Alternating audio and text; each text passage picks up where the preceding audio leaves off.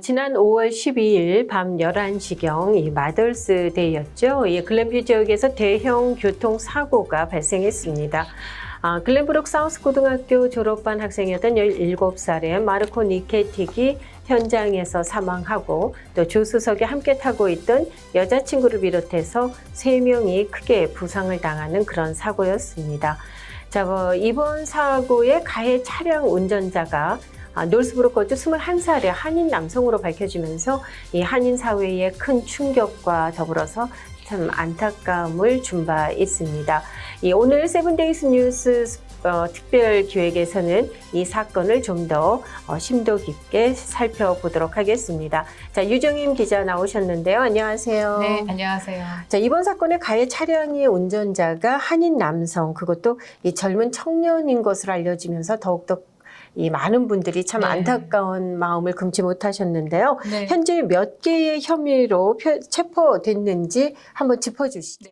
네, 놀스부르크에 거주하는 21세의 한인 남성이었고요. 글렌뷰 경찰의 보도 자료에 따르면요, 이름은 김태형으로 여러 개의 혐의가 적용돼서 현재 이제 구속 재판을 받고 있습니다.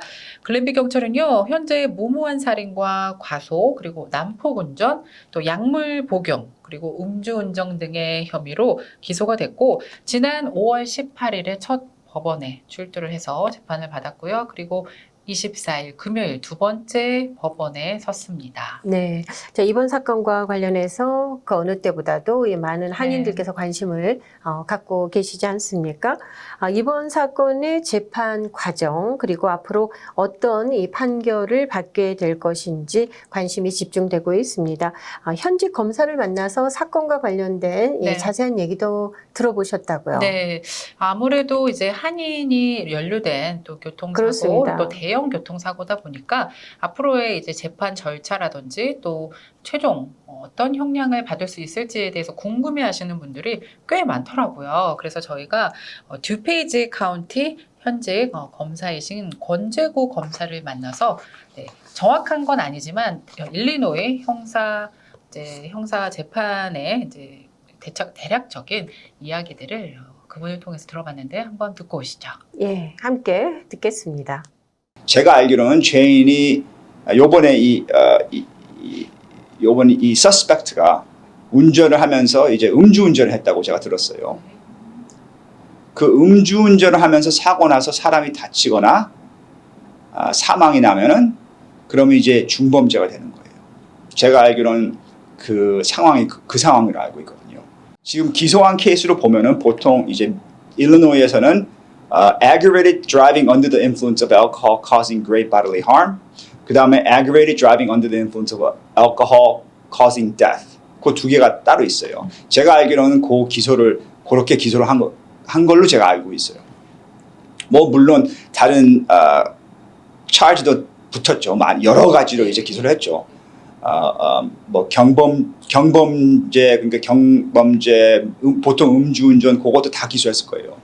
제가 알기로는 그 기소한 charge들이 Class 2 felony 하고 Class 4 felony예요. 이제 Class 4 felony는 음주운전하면서 사람이 부상을 입었다. 그러면 이제 aggravated driving under the influence of alcohol causing great bodily harm이에요. 그건 이제 Class 4 felony예요. 보통 Class 4 중범죄는 probation을 받을 수 있고 1년에서 3년이 감옥의 가능성이에요. 그렇지만 요거는 스페셜 센텐싱으로 1년에서 12년이에요. 최대. 네. Minimum 1 year, maximum 12 years. 그 다음에 Class 2 felony는 aggravated driving under the influence of alcohol causing death. 보통 Class 2는 3년에서 7년이고 probation을 받을 수 있는 charge가 많아요. 그렇지만 이 케이스는 스페셜 센텐싱으로 3년에서 14년이에요. 만약에 2명이 사망하면 6년에서 28년이 되는 거고. 그렇지만 이거는 제가 알기로는 딱 1명이 사망했기 때문에 가능성이 3년에서 14년이에요. 미국 법으로서 보통 이제 프로베이션을 받을 수 있으면은 프로베이션 되도록이면 주는 게 규칙이에요. 형으로서. 그런데 이 aggravated driving under the influence of alcohol 이 사건은 조금 특이한 게 반대예요. 보통은 판사가 프로베이션 주는 게 규칙이에요. 그렇지만 검사가 왜 프로베이션을 이 사람이 왜 프로베이션을 주지 말라는 증거를 판사한테 내야 돼요. 그래서 설득을 해야 돼요. 그러니까 판사한테 프로베이션 주지 말라고 설득을 해야 돼요. 그 검사가. 그렇지만 요거는 프로베이션을 주는 게 규칙이 아니라 죄인 쪽에서, 즉 변호사 쪽에서 프로베이션을 달라고 설득을 해야 돼요. 검사가 아니라 네네. 스페셜 케이스. 스페셜 케이스예요. 자, 이 대략적인 말씀을 들었습니다마는 또 워낙에 사건인지라 앞으로 이 계속되는 재판 과정 좀 더 지켜봐야 되지 않을까 네. 싶습니다. 예. 자, 이번 사건으로요, 미주 한인 사회가 다시 한번 우리 2세들의 이 여러 가지 포괄적 의미에서의 이 중독에 대해서 네. 다시 한번 생각하게 됐는데요. 또 더불어서 정말 이게 우습게 볼 게 아니다. 네. 경각심을 정말 가져야 될 일이다라는 생각을 맞습니다. 다시 한번 하게 됐다라고 말씀하시는 분들 여러 분 네. 제가 만나 뵀습니다. 네. 예. 그래서 이번에 이제 혐의 가운데 이제 음주운전이 포함이 됐고요. 그리고 난폭운전, 약물 복용까지 포함이 되면서 우리 한인 2세들뿐만이 아니라 이제 이민자 사회에서 실질적으로 내가 약물에 중독된 건 아닌지, 또 알코올 중독이라고도 하잖아요. 그렇죠. 나도 네. 모르게 알코올 중독에 걸린 건 아닌지 하는 궁금증이 생겨서 저희가 한인정신건강협회 전문 상담가를 직접 만나서 이 현황에 대한 이야기를 들어봤거든요. 네, 상담가이신 김숙희 선생님의 이야기를 한번 들어보도록 하겠습니다. 네. 네, 안녕하세요. 제 이름은 김숙희라고 하고요. 저는 현재 시카고 정신병원 안에 있는 입원병동에 있는 상담사입니다. 그리고 동시에 외부에서 또 외래 상담도 같이 겸하고 있습니다. 네, 그래서 이런 정신병원 안에서는 그런 여러 가지 정신 문제에 관련된 치료를 하고 있고요. 또 동시에 약물 중독이나 아니면 알코올 중독 관련된 그런 치료도 같이 병행하고 있습니다. 네.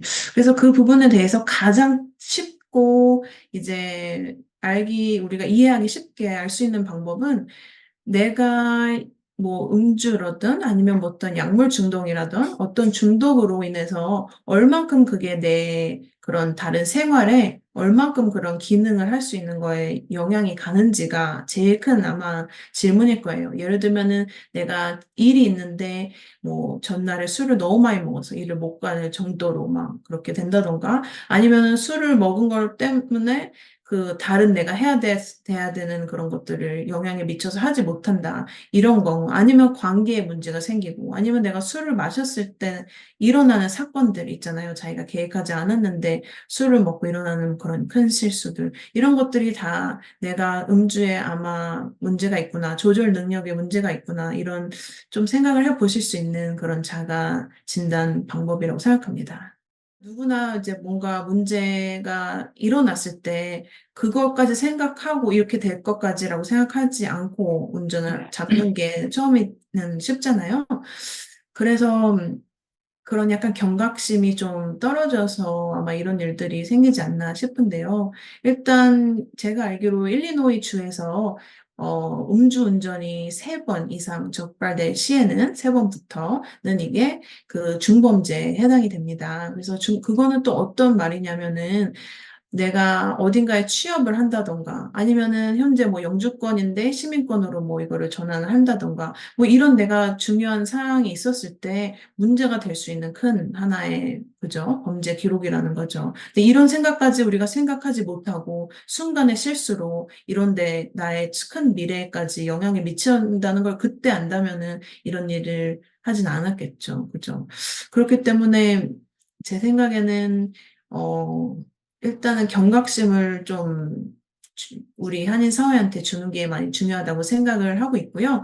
그리고 또 그 무조건 이제 음주운전 했을 때 거기에 대한 처벌, 형벌이나 아니면 거기에 대한 결과 이런 것들이 한국에 비했을 때는 굉장히 무거운 형벌에 처해지고 거기에 대해서 내가 이제 계속 나아가야 하는 그런 뭐라고 해야 되죠? 뭐 법에 관련된 그런 것도 굉장히 여기 미국에서는 한국에 비하면은 굉장히 무거운 형벌이라고 볼 수 있겠습니다. 그래서 그런 것들을 모른 상태로는 그냥 쉽게 운전이라는 걸 하실 수 있겠지만 만약에 이런 결과가 올 수 있다는 거를 알고 미리 이제 지식적으로 알고 있다면은 그게 얼마나 내가 하나의 한순간의 그런 결정으로 얼마나 큰 그 다른 것들을 이렇게 무너뜨리게 할 수 있는지 그걸 알 수 있겠죠.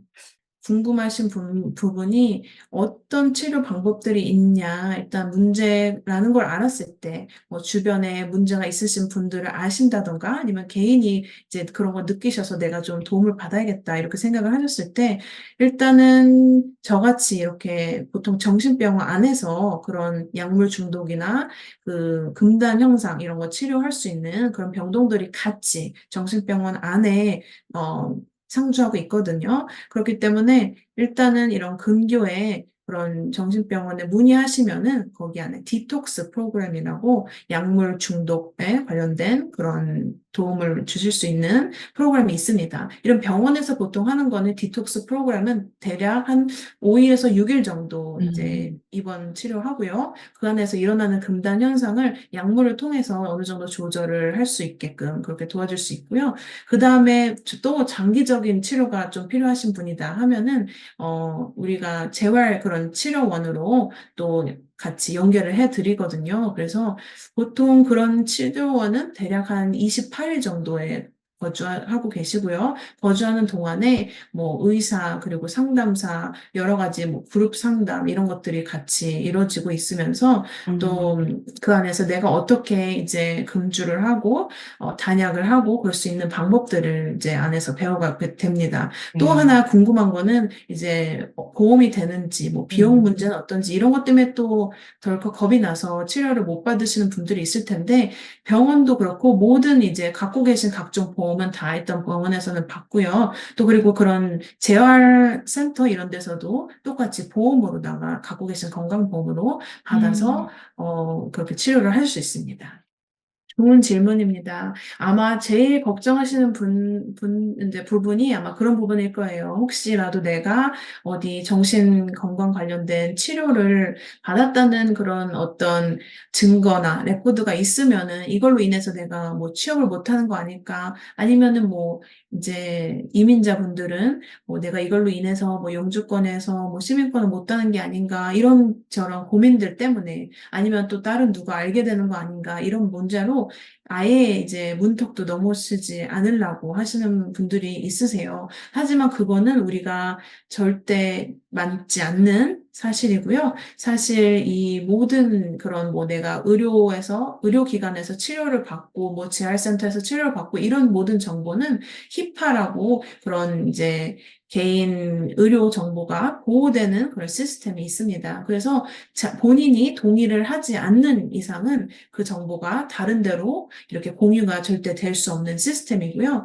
그리고 뭐 보험에서 그거를 처리해서 보험회사가 뭐 안다 해도 거기에서도 마찬가지로 다른 타인이나 타 기관이나 뭐 그런 데로 이분이 여기서 치료를 받았다는 그런 사실을 말을 하거나 어디에다가 공유할 수 없게 되어 있습니다. 법적으로. 참 이 중독의 심각성, 이 정작 문제는 본인은 그 심각성을 모른다는 데 있지 않겠습니까? 네. 때문에 주변의 도움이 참 절실하게 필요하지 않나 싶어요. 네. 예. 전문가의 도움을 구한다는 것은 우리가 감기에 걸렸을 때 병원에 가서 의사의 처방에 치료를 받는 것처럼 이것 또한 저는 하나의 이제 병으로 생각하시고 적절한 조치와 치료를 받는다면 충분히 치유할 수 있는 병이 아닐까 싶어요. 네. 참 요즘 이 운전 중에 뭐 음주운전, 약물뿐만 아니라 전화, 손에서 놓지 못하는 네. 청소년들 그것도 볼 때마다 참 저도 아찔하거든요. 맞아요. 예. 핸드폰 중독, 그렇죠? 그렇죠. 네. 그것도 중독이라고 할 수 있죠. 네. 뭐 운전하면서 사진 찍고 전송하고 텍스트하고, 맞아요. 예. 조심해야죠. 정말 위험한 행동이거든요. 맞습니다. 예. 네. 자, 또 후속 소식이 있으면 전해주시기 바라겠습니다. 네, 오늘 고맙습니다. 고맙습니다.